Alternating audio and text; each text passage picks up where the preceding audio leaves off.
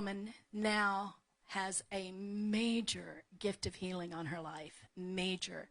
Like she said, they've prayed for thousands upon thousands of cancer patients that have been healed of cancer. But 41 were stage 4, gee, I'm so sorry, go home and die. And through her personally, they are now completely, totally healed. Yeah, so you can look her up on YouTube and watch some of the things. They're absolutely insane. And we considered it the greatest honor to be at a conference that she was at, but she was just, oh, hey, Sarah. I'm playing Andrea now. Whoop, squirrel, squirrel. So we were at this conference, and she was one of the people. And so we're going to have some of the ladies come up that went and share a little bit about what God did. I'll tell you mine first because I have the microphone. I've been around the supernatural for quite a while. People lay hands on me and I don't go down unless they're like pushing you, and I hate that. But a long time ago, the Lord just said, learn to drink standing up. I was like, okay. So I just don't go down. 2.5 years ago, I went down. I told the woman, a good friend of mine, actually, Lori Singleton had a conference, and I said, everyone she laid hands on was out. And I went up and I said, I'd really like for you to pray for me as well, but I don't want you to feel bad because I never go down. Next thing I know, I hear her saying, somebody get a camera and take a picture of her not going down. But I was instantly in heaven with the Lord. And anyway, I digress. I won't go into all of that. But I don't go down. I went to this conference, and my best friend was up at the front. They pray over her, and Joanne goes over. Boom! Patty's out on the floor.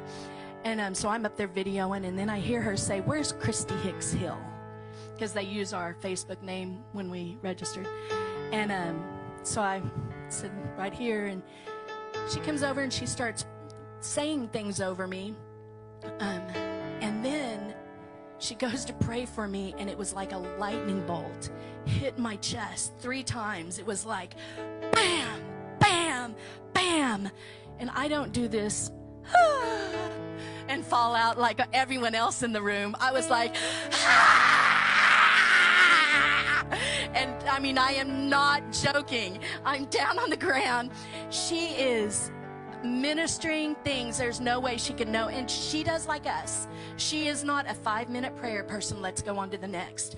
She took her time, and her whole ministry team is full of love, and they minister from a place of love.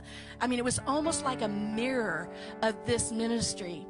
And the next thing I know, one of her dear sweet young ladies is sitting beside me, and she goes, sweetie, here's one of your eyelashes. And then she goes, oh, here's the other one. So I'm laying there going, what am I supposed to do with these? I'm trying to comprehend the greatness of God and what just happened, and now I've got lashes to hold on to.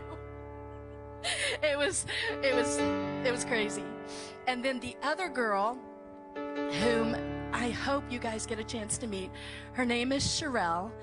And one of the things I love about her, is she'll do Facebook posts, and her grammar is way off.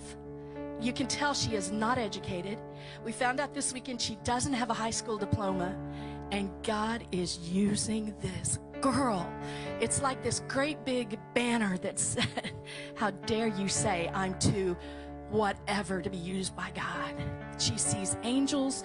And I hear her, I'm literally back on a back row praying for somebody and loving on someone that was pretty, anyway. And I hear her say, is there anybody here that has a cyst or a tumor under their left arm?